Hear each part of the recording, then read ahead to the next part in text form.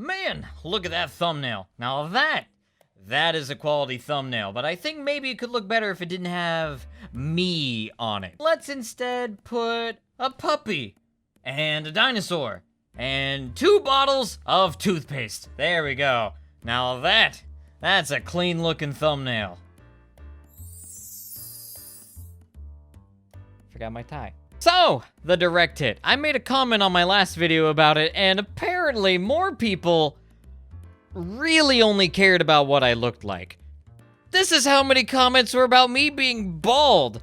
This is the amount of comments that were about me looking like Father Gregory. This is one about me looking like one of their history teachers. I don't know what this one's about. What's wrong with you? Yes, I'm bald. I get it. All right, listen. Let's make this, let's everybody, you know what, if you catch somebody saying something in the comments here in the future that says, oh, Cosmic Afro, but he's bald, just do me a favor, all right? Just comment for me, because I'm really sick of it. Just say, he's Cosmic Afro. You can't see his hair because you're in space. It's a Cosmic Afro. You can't see what you're already inside of. Checkmate. Duh. Jeez, I had to answer so many comments about that. I enjoyed it, but it got kind of annoying. So help me out with that. Are we kosher? We good? We good. So after my last comment about the direct hit, I did get a couple of people angry with me, and you know what? I wanted to go out and defend my argument that the direct hit is overpowered against engineers. So I went around the world, and I went into private servers, and I went out and I found the information that I needed, and I talked to respected community members about everything about the balance that I had in my mind, and you know what? I found the evidence. I found it. Indubitably. Empirically. I found everything that I needed to know in order to reassure exactly how the direct hit is overpowered against engineers. And well, without further ado, the answer to the tintillating question that is surely boggling your mind, the sweet, sweet answer that's just on the tip of your tongue, the thing that's taking so long you're telling me to shut up and get back right to it. The answer is that it's not. Now, you see, I'm more than willing to admit that I fell into a pitfall of personal bias, and that I had my own experiences painted opinion of something that wasn't actually true, but I felt that way enough that it must have been true. Allow me to demonstrate something really important. This was my original argument for why the direct hit is overpowered against engineers. Excuse me. When I read from my decree, I need my reading crown. Thank you. The direct hit makes weapons more catered to sentry deletion less effective because it is more efficient at it. Cow Mangler, airstrike, sticky bombs, etc.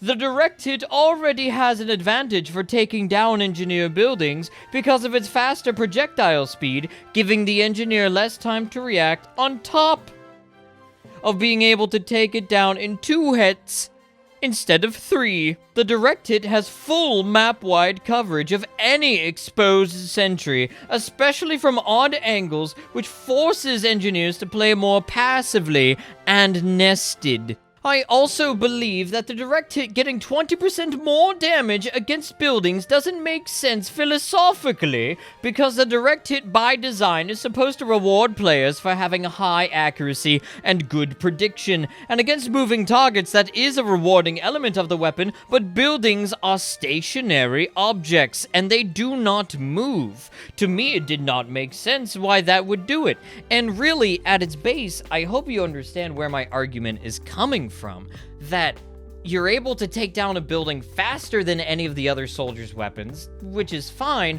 but the weapon is designed around players interacting with other players. I didn't quite understand why engineer buildings had to suffer for the direct hit's bonus damage. But then, like an anti-vax mom, I disproved myself with my own research. As a quick note, it is okay to be wrong about something. Being wrong is the foundation of a healthy existence, and it allows you to grow as a person. Having an opinion about something, and then having that opinion being proven wrong, does not make you a hypocrite if you change that opinion. It just means that you've grown as a person and you've learned to accept something new into your life. Stubborn, greedy, and ignorant people are the ones who focus on the fear of being wrong, and they would rather be on the side that is right as opposed to the side that is actually true. And the feeling of wanting to be right all the time is a dangerous feeling. It's an addictive feeling, and it sets a dangerous precedent for any argument that you may have in the future, or any time that you are proven wrong, you might not be able to accept it. I want to lead by example. I was wrong, and I'm willing to admit it in front of a YouTube audience. And I'm willing to accept that to show people how to react to something properly. By yelling funny things on the air. By being able to show that if I can do it, anybody else can. It's hard. It's hard to admit that you're wrong sometimes.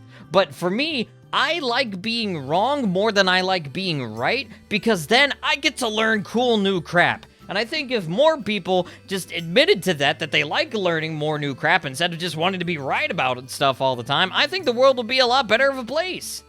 That's just my opinion. I could be wrong. So taking the crown off and not having such a big head for a moment, because the crown realistically makes me look like I have a giant pee-pee, but on my brain. The direct hit does not automatically make it more effective at deleting sentries. While it can be more convenient, it does require the exact same positioning as other tools in Soldier's arsenal, particularly his primaries, which you can put in as just as much risk as other weapons. And without splash damage, you really do have to be accurate with every single shot that you do. And an enemy cannot intercept you during that time. As an additional thing for 1.1, splash damage is way more effective against the engineer than I originally gave it credit for. While many engineers are good and they don't place their buildings right next to one another to prevent the splash damage thing, if you do end up in situations where you can, forcing the engineer to focus on more than one building will inevitably make them all fall because the engineer typically won't know what to focus on. And if we're talking about at a pub level here, on a competitive level, if they're attacking your buildings, they're basically already dead anyways, and that's not a concern that you're going to have. The reaction time between 2 rockets and 3 rockets, even with the faster projectile speed, doesn't really make that big of a difference empirically, or number-wise, I should say. The amount of reaction time is kind of negligible, and even if you did, you would basically need a rescue ranger or be standing right next to your building anyways in order to recover from it. Even if you pulled out the Wrangler, you would need a lot of shots in order to take down the building. So unless you're immediately prepared to react to it anyways, the building is gonna go down. The direct hit does have extremely large visual coverage, and it is capable of taking down something faster across the map than its other options. But it doesn't have the burst options like sticky bombs do, and so it really is limited in scope, which is kind of ironic given that it's called the direct hit. And while I don't necessarily disagree with my last point that you are being heavily rewarded for hitting stationary targets, which goes against the very motto of the weapon when it was first released and its continued existence, like, that's fine. There's plenty of other weapons in Team Fortress 2 that are used for outside of their original purpose. There are plenty of examples for that, and I don't know why I so heavily focused on the direct hit trying to be different. So at the end of the day, I was wrong, and that is how you are wrong about weapon balancing. You just go up to somebody, if they offer you evidence, they offer you facts, you take a look at it, you go and you dig and you find it, and you say, shoot, I was wrong. Or you find a counter argument. But the thing is that you just don't shut yourself down, all right? Be willing to admit, like me, that you're wrong about something sometimes. And you know what?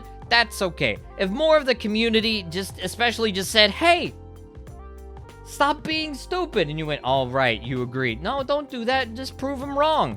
Empirically prove them wrong. And then if they still want to have a fuss about it, then you know they're just being emotional, and you can't really fix emotions. People gotta go through that on their own. So I was wrong. We both learned something. There's not actually a difference. Many people knew that the direct hit wasn't overpowered, but I had an argument for it being overpowered, and then I proved my own argument wrong. So really, this whole video is just really about me trying to poop on myself. Not actually, not literally. Don't do that. That's gross.